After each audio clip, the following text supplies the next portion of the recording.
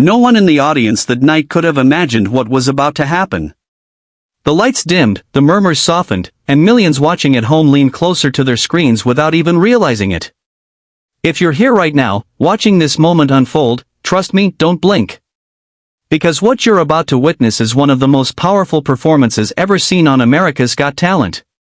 And before we dive in, make sure to like this video and subscribe to the channel. Kyan ko AAJ ki kahani surf entertainment nahi ya ek jazz body safar hai jo aap miss nahi karna chahange.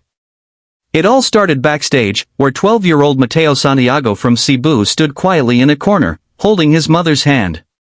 His clothes were simple: a white long-sleeve polo, slightly oversized, and black pants borrowed from a cousin. Mateo wasn't the loud, confident type. He was the boy who usually stood at the back during school performances, the one who rarely spoke unless spoken to.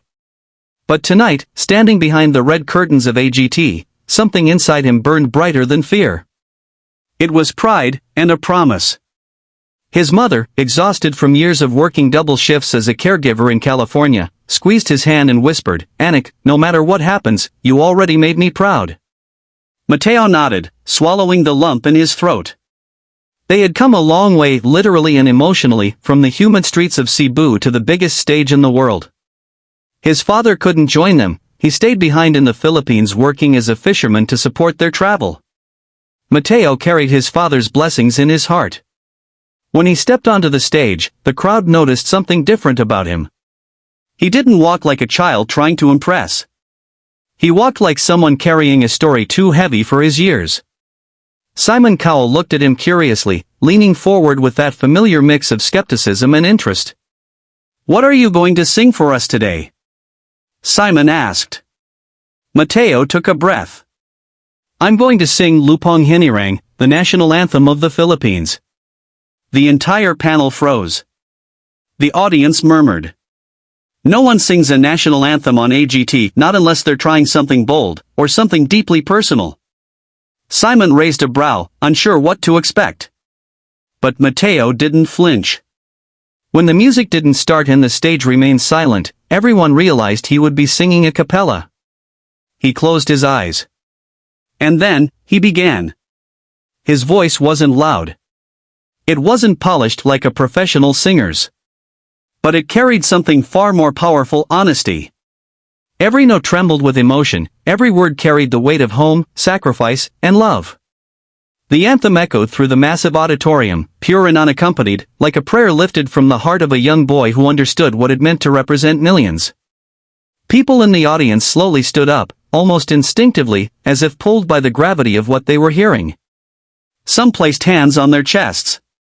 Others simply watched, mesmerized. 30 seconds in, Heidi Klum's eyes glistened. Sofia Vergara whispered, "Wow," under her breath. But the biggest shock came when the camera zoomed in on Simon. A single tear slid from the corner of his eye. He wasn't crying at the high notes. He wasn't crying because of technique.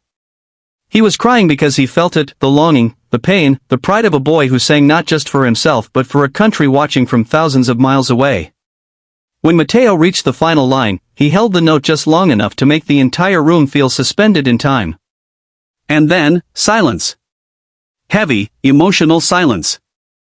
Then the audience erupted. A full standing ovation. Thunderous applause. People cheering Mateo. Mateo, like he was already a star. His mother backstage fell to her knees, crying into her hands. She had always told him, "Your voice is a gift, Anik. A gift God gave you. Don't waste it." Tonight, he honored that gift. Simon wiped his eyes and stood up. "Mateo," he said softly, "I've been judging shows for many years, but I have never ever been moved in this way. Your performance wasn't just a song. It was a message. It was love." Mateo swallowed, trying not to cry. Simon looked at the button in front of him, and for a moment, the entire world held its breath. Then he slammed his hand down. The golden buzzer lit up the entire stage. Mateo's mother ran on stage, hugging him as golden confetti rained down like blessings from the heavens. The audience chanted louder.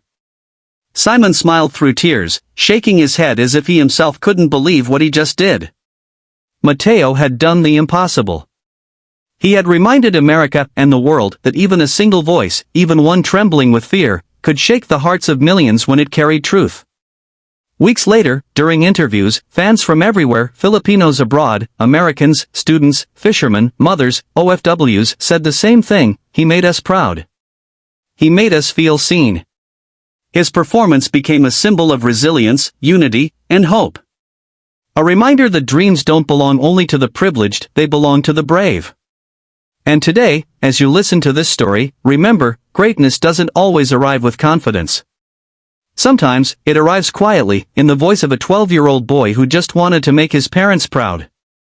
If Mateo's journey touched your heart, then like the video, subscribe to the channel, and share this story further.